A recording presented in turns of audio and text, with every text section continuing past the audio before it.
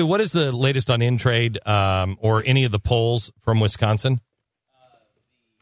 The actual polls themselves are showing about a 6 to 7 point lead for Walker. Love that. And these aren't primary polls. These aren't, polls that are way out in advance. When you have a statewide governor type election like this, that when you're this close with this much polling on it, I mean, it's usually pretty darn accurate. So, I mean, he's definitely in good, I would say in a very good position. In-trade had him at 95% to be reelected.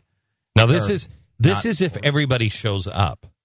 Yeah, you got the other side is going to show up. Have you seen the intimidation tactics of what they're doing, to how they're giving out your neighbors' names and saying these people didn't vote? Oh, they have to.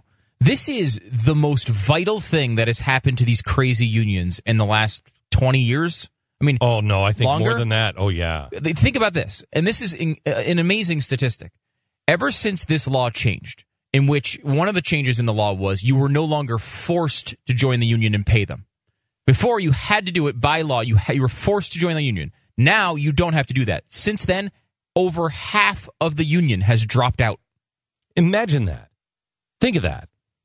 Half of the people were being forced to be in this union. The other half, I'll bet you that there is half of the remaining half that is like, I'm hedging my bet. I'm staying in. I bet you're right. I just want to see what happens here. I'll bet you that cuts in half again, or at least by a third, if Walker wins. Yeah, and think about this. The unions have made the case to the people over and over again that they're fighting for them. But the people inside the union, over half of them, leave. They don't agree. They see the work the union is doing for them and think, wow, is this not worth what I'm paying for it? She's between that and the fact that Walker has turned a $3 billion deficit into a budget surplus in a year and a half. Should lead to a landslide today. Yeah.